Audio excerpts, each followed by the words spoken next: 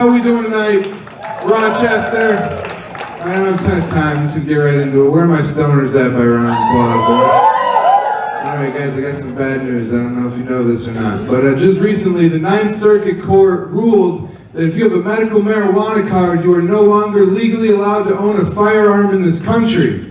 That is true, yeah, you know. Because of all these epileptic mass shooters you keep hearing so much about, right? It's crazy. It's like every time you turn on the news, it's the same story, right? Some wheelchair-bound nut job fresh off of chemo just shot up another stool. And it's like, I, for one, am glad that someone finally decided to do something about it, you know what I mean? Like, who do these chronically ill pieces of shit think they are, you know? Trying to protect their friends and family with a firearm. Don't they know that those rights are for people? Seizure-having motherfuckers. I say we spit on them. Who's with me, huh? Yeah, weird applause break. All right, this is a good crowd. Spitting on handicapped people. All right. Like seriously, you're going after pot. Like every one of these mass shooters is on some pharmaceutical drug, like Zoloft or Wellbutrin or some shit. You're gonna go for the potheads. It's like if you were really worried that 9/11 was gonna happen again, but instead of following George around, you followed Jeb Bush around all day. You know, like. He's eating his Pop-Tarts and putting on his fucking Velcro cowboy boots, and you're off in the corner with binoculars like, what are you up to, you crafty son of a bitch? Like, even if they weren't chronically ill, like, can you even imagine what a mass shooting from a pothead would look like? You guys, they're gonna be an hour late right off the bat, alright? Like, the element of surprise is not gonna be a factor. Plus, you also know that they're gonna have some stupid fucking gun that's like also somehow a bong and like a podcast studio that's gonna break in the first 5 minutes of the shooting. And even if those first two things don't happen, how many people could a pothead even kill? Think about it. If you're a mass shooter, you gotta go from room to room looking for people to shoot, right? And anybody that smoked pot even once knows that the first thought that goes through your mind anytime you go into a new room is, fuck, why did I come in here?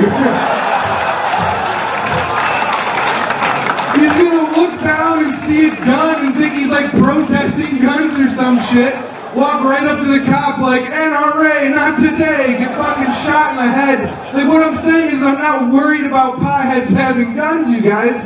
Like, if anything, you should have to be a pothead to own a gun. Like, who lets shit slide more than potheads? Fucking nobody. I saw a guy get slapped in the face hard by a full-grown man, stand up like he was gonna kill somebody, and then sit right back down because someone handed him a Hot Pocket and a vaporizer, alright? Like, I witnessed that happen. They went from like, I'll fucking kill that guy to, they're putting meatballs in these things now? This is fucking crazy. I guess that's why I can't get behind like typical gun control, you know what I mean? Because I feel like it's so uncreative, like it doesn't really solve any problem, it just tries to control it, you know? Because what's the argument you always hear? It's like, well, obviously the problem is that there's too many guns, you know? So the solution is practical, common sense gun control laws, you know? And it's just like, word, really? Is that the problem? Too many guns? Like, saying the reason that we have so many mass shootings is because there's too many guns is like saying that sexual assault is so prevalent because there's too many dicks. Like, Jesus Christ, I would hate to see your solution to the Me Too movement's problems, you know? Like, guys, listen, you're being paranoid, all right? Nobody's trying to take your dicks.